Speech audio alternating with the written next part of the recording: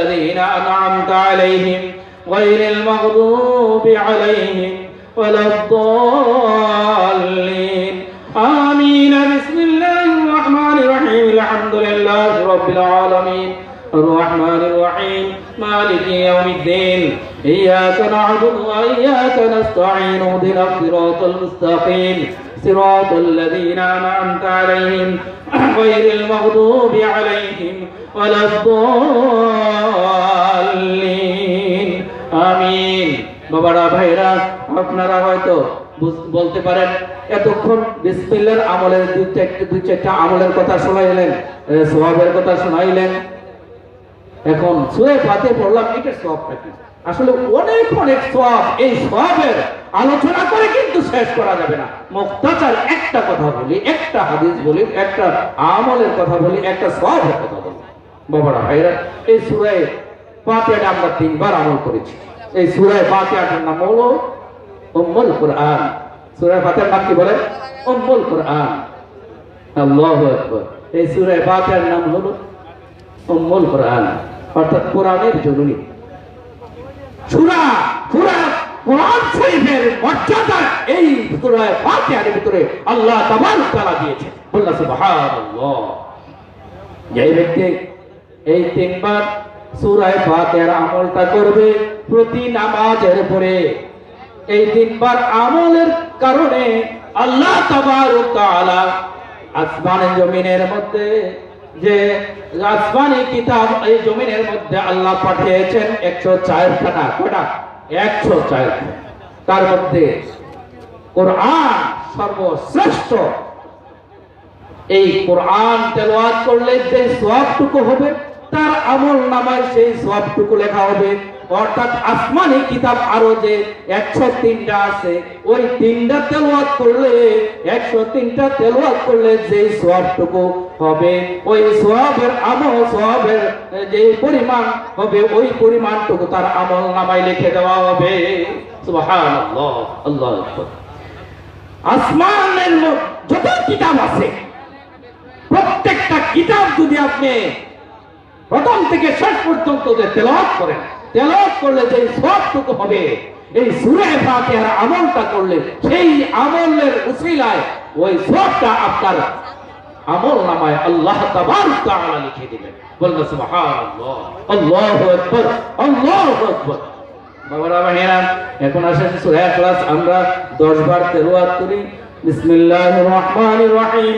قل هو الله أحد الله الصمد لم يلد ولم يولد ولم يكن له كفوا أحد بسم الله الرحمن الرحيم قل هو الله أحد الله الصمد لم يلد ولم يولد ولم يكن له كفوا أحد بسم الله الرحمن الرحيم قل هو الله أحد الله الصمد لم يلد ولم يولد ولم يكن له كفوا أحد بسم الله الرحمن الرحيم قل هو الله أحد الله الصمد لم يلد ولم يولد ولم يكن له كفوا أحد بسم الله الرحمن الرحيم قل هو الله أحد الله الصمد لم يلد ولم يولد ولم يكن له كفوا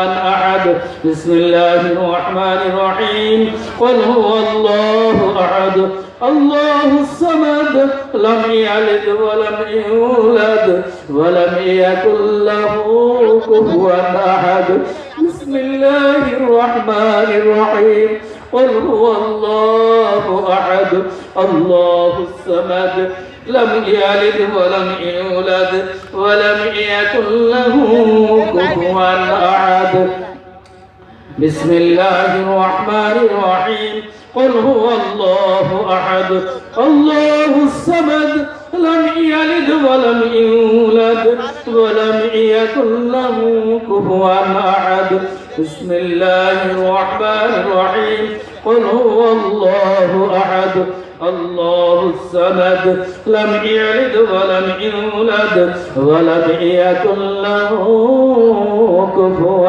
أحد বলেন যে বলতে পারেন যে হুজুর সবকিছু শুনলাম, সূরা ইখলাসের এই আমলটা করলে কি সওয়াব হবে?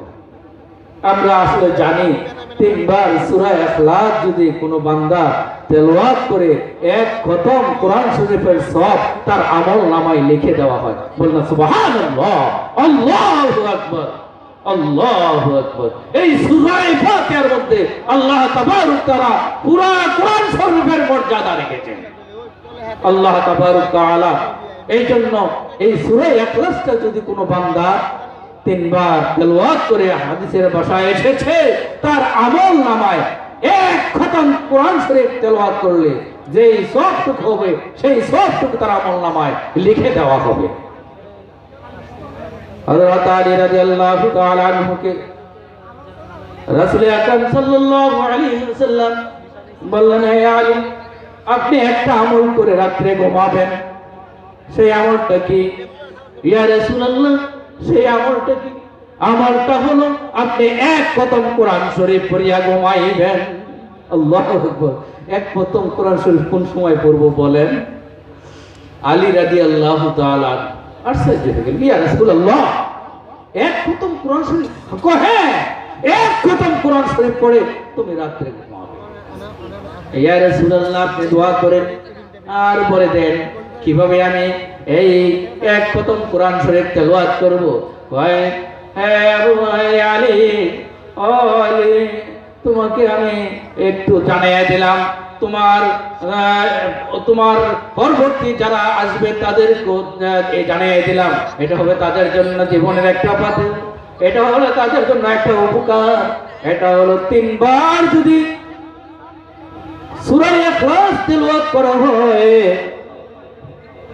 ওই ইখলাস 3 বার তেলাওয়াত করার কারণে আল্লাহ তাবারক তাআলা তার আমলনামায় পুরো কোরআন শরীফের সওয়াবটুকু লিখে দেবে। বলুন সুবহানাল্লাহ। হে আলী, আপনি এই আমলটা করে সওয়াব শুনবেন। বলুন সুবহানাল্লাহ। আলী রাদিয়াল্লাহু তাআলা এই আমলটা করতেন, আমরা এই আমলটা করব যে প্রত্যেক রাত্রে আমরা শোয়ার আগে দিয়া এই 3 বার সূরা ইখলাস যদি আমল করে শুইতে পারি, তাহলে এক খতম কোরআন শরীফ পড়া শুইলাম, যাতে আল্লাহ তাবারক তাআলা এই আমলটা করার তৌফিক দান করে। সবাই আমিন। একটাই খেয়াল থাকবে যে আমি আল্লাহ একটা খতম কোরআন শরীফ তেলাওয়াত করব এখন। এই নিয়ত করার কারণে আপনার কিন্তু কবুল হয়ে যাবে। প্রতি নামাজের পরে যদি আপনি 10 বার সূরা ইখলাস তেলাওয়াত করেন, তাহলে এটার ফায়দাটা কি? এটার ফায়দা হলো রাসূল আকরাম সাল্লাল্লাহু আলাইহি সাল্লাম বয়ান করলেন যে যদি 10 বার সূরা ইখলাস তেলাওয়াত করো হে উমর, তাহলে তোমার জন্য আল্লাহ